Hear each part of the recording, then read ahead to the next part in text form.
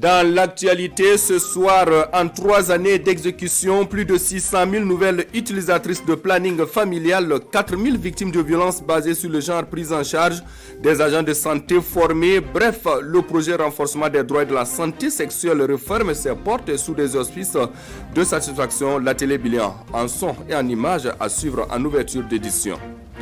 Du côté de Gawa, les ressortissants des cascades et du Kénédougou dans la région du sud-ouest volent le secours des personnes déplacées internes de la zone.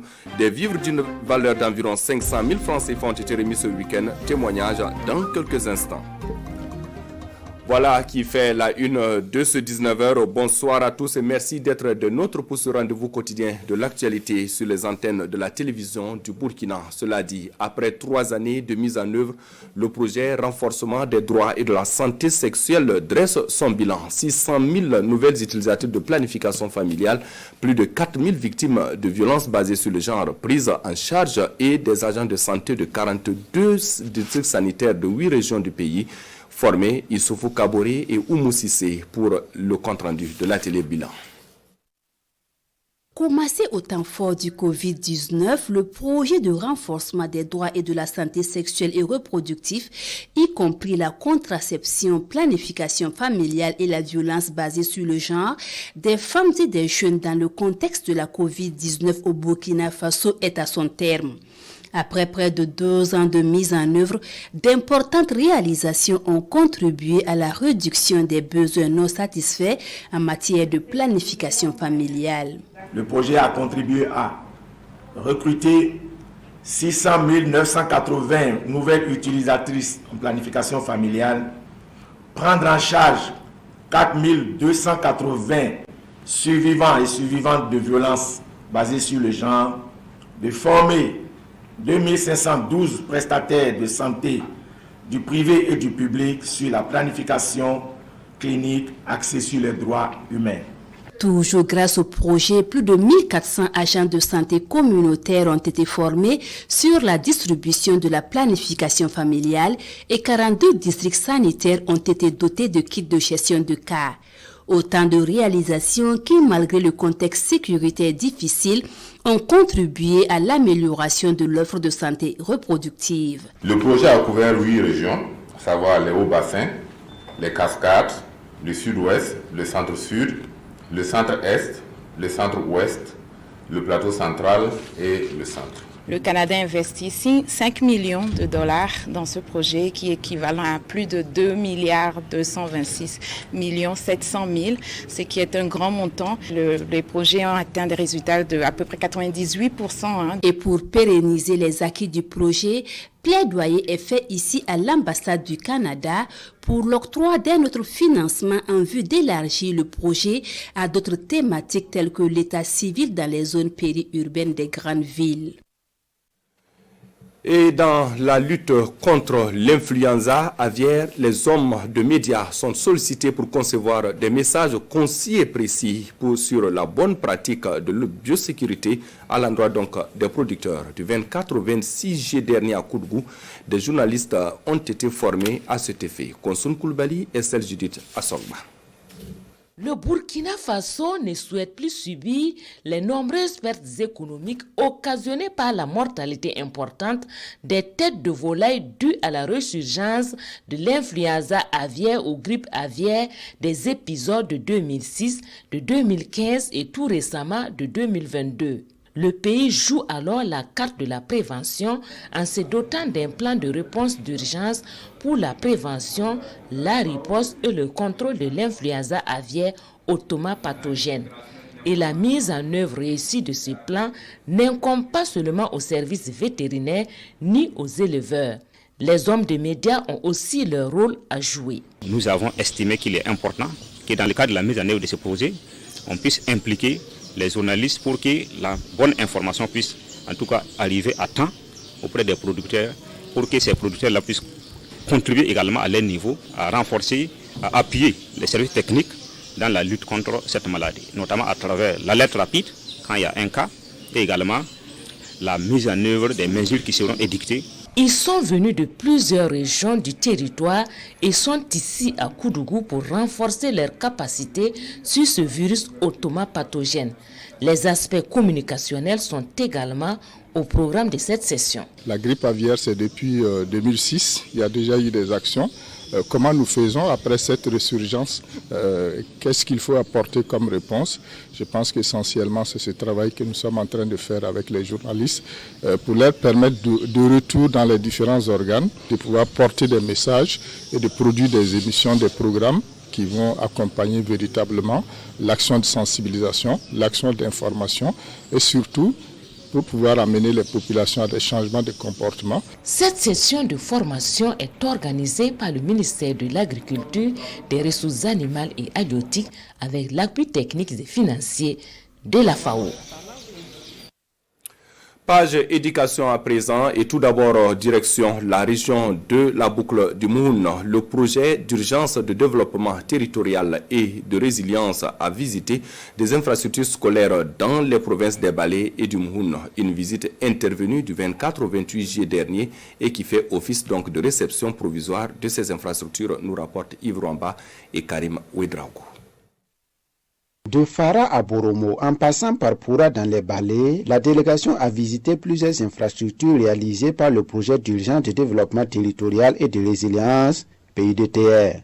Que ce soit au niveau primaire ou secondaire, ces infrastructures sont composées de salles de classe, de halls, de magasins, de bureaux, tous bien équipés et électrifiés, et aussi des latrines. On a réalisé dans les différentes communes 260 salles de classe dont les réceptions sont en cours. Pour les autres communes, notamment la commune de Boromo, de Fara, de Dédougou, de Sibi et de Thomas. À chaque étape, la commission de réception apprécie le travail fait et procède à la réception. Parmi les 3 sites que nous avons visités, nous voyons que les travaux ont été exécutés dans les règles de l'art et selon la qualité préconisée par le PUDTR. Ces infrastructures scolaires vont permettre d'améliorer la qualité de l'éducation, entre autres. Les enfants partent à tourner de 4 km et 5 km. Tout s'en va à Fara, tout s'en va à Bormo, tout s'en va à Ouaga, tout s'en va à Bobo. Maintenant, non vraiment, on a eu la chance que nous allons insérer ici. Depuis 2007, voilà, nous étions à 3 classes. Le recrutement est biennal. Donc avec ce joyau-là, ça va permettre en tout cas de normaliser. Ça permet aussi aux enfants de réviser la nuit, puisqu'il y a la lumière. Pourtant au village, il n'y a pas l'électricité, c'est un peu compliqué. La réalisation de ces infrastructures s'inscrit dans la composante sociale du PUDTR, un projet financé par la Banque mondiale. Il intervient dans les régions de l'Est et de la Boukou du Mouhoun.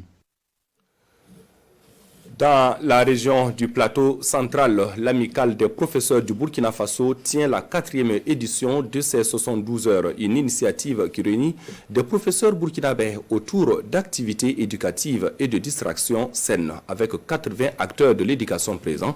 Cette édition s'est déroulée du 27 au 29 juillet dernier à Zignaré. Issoufou Kabore, bienvenue Tansa, de retour de Zignaré. Témoignage. Professeurs de lycées et collèges de différentes localités du Burkina, ce rendez-vous de Zignaré constitue pour eux un cadre pour fraterniser et vivre la collégialité autrement. 4e pari réussi pour l'amicale entre profs après Ouagadougou, Koudougou et Bobo-Dioulasso. Cette amicale a pour rôle justement de fédérer cette force que nous représentons. C'est de cadre d'échange pédagogique, d'échanges en rapport avec justement notre métier. Les 72 heures que nous organisons chaque vacances nous permettent effectivement de mettre en œuvre cette vision que nous avons justement pour le bonheur de nos apprenants. La résilience du corps professoral dans un contexte de crise sécuritaire et humanitaire, la réflexion centrale de cette 4e édition des 72 heures du professeur burkinabé. Édition qui enregistre la participation d'une délégation venue de la Côte d'Ivoire. Aujourd'hui, moi j'ai vu des enseignants burkinabés très passionnés.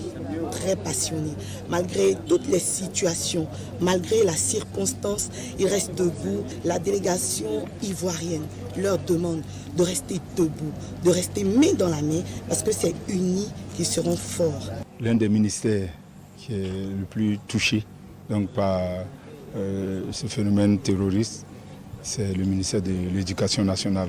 Il appartient aux premiers acteurs eux-mêmes de montrer à la face de la nation et à la face du monde qu'ils tiennent debout. Voilà, ce n'est pas un ministère qui entend sombrer, mais qui entend se relever et peut-être même se mettre en figure de proue pour la reconquête même du territoire. Cette activité regroupe une 80aine d'acteurs de l'éducation. Outre les échanges, le programme de 72 heures du professeur prévoit des randonnées touristiques et une nuit culturelle. Restons toujours en éducation, mais cette fois-ci, allons à Banfora pour la clôture de la 2e édition du camp vacances Civisme Université d'été des adolescents. Porté par l'association Ramzia pour le développement, une 40aine d'adolescents ont pu donc s'abreuver pendant une semaine durant à la source des encadreurs les notions de civisme et de vivre ensemble. Témoignage Lamine Karantao, Ali Traori. Je suis Bossi, je suis chrétien. Je suis forgeron. Je respecte les autres malgré leurs différences. Je suis Gouin.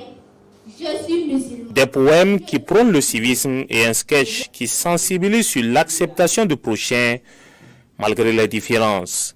Voilà autant de valeurs apprises durant une semaine au camp vacances Civisme Université d'été des adolescents. Des connaissances qui permettront à ces enfants d'être des élites de demain. Ça nous éduque aussi. Bien vrai qu'à la maison on nous éduque, mais ici aussi on a une haute éducation. Très bien, genre on nous apprend à être de bons citoyens. Et si étant adolescent, on nous montre qu'est-ce qu'on peut faire dans la société. Un témoignage qui réjouit la première responsable de l'association Ramzia pour le développement, structure initiatrice de ce camp vacances. On a donné des thèmes sur la paix, la sécurité, des thèmes sur le bon comportement. On a fait le coaching scolaire au niveau des enfants, comment faire pour réussir son année scolaire, et des thèmes aussi de la sagesse, du comportement, du respect, et même on a abordé des thèmes sur la sexualité. Il y a un de nos penseurs qui disait que lorsque les enfants sont joyeux, lorsque les enfants s'amusent ensemble et dansent ensemble, plus le village grandit. J'ajouterai que le Burkina a grandi à travers cette activité de Ramzia. Réussi donc pour cette association qui est à sa 2e édition. Et pour cette édition, la réflexion était axée sur les actions des adolescents dans la promotion du civisme, de la cohésion sociale et du vivre ensemble dans un contexte de résilience sécuritaire au Burkina Faso. Venons à présent à ce don de vivre au profit des personnes déplacées internes de Gawa, annoncé en titre le samedi dernier. Donc, les ressortissants des Cascades et du Kénédougou dans la région du Sud-Ouest ont remis des vivres d'une valeur d'environ 500 000 francs CFA à la direction provinciale en charge de l'action humanitaire du PONI, au profit donc des PDI de la zone, nous disent Kassoum Tony, Christophe Dastre-Place à Gawa. La plateforme Cascade Kénédougou Sud-Ouest offre 40 sacs de riz d'une valeur de 500 000 francs CFA aux personnes déplacées internes PDI du PONI à Gawa. Venir au secours des personnes déplacées internes, c'est l'objectif recherché par la plateforme Cascade Kénédougou Sud-Ouest. Par ce don, les membres entendent montrer leur solidarité aux personnes victimes de la crise sécuritaire. Alors nous voyons que depuis un certain temps, nous traversons cette situation de crise sécuritaire et humanitaire que nous vivons. Et nous ne voulons pas rester en marche. Et l'un des objectifs de notre association, c'est la solidarité agissante. C'est ce qui fait que nous avons pu, en tout cas, l'ensemble des membres, collecter quelque chose pour pouvoir faire ce don ce matin. Ce don donc de l'association Cascade Kénédougou Sud-Ouest au profit des personnes déplacées internes est un exemple à suivre. Parce qu'au-delà de cette solidarité, il y a les questions de réconciliation nationale et de cohésion sociale qui se retrouvent dedans. La plateforme Cascade Kénédougou Sud-Ouest est créée en 2019 et reconnue officiellement en 2020. Les animateurs de la plateforme travaillent à consolider la parenté à plaisanterie, à promouvoir la paix, la cohésion sociale et le vivre ensemble au sein des différentes communautés. Ainsi s'achève ce journal. Merci d'avoir été des nôtres. L'actualité revient sur ce plateau à 20h Dieu voulant sur une présentation de Wendata Nathalie Kaouré. Pour ma part, je vous souhaite de passer une agréable soirée en compagnie des programmes de la RTB.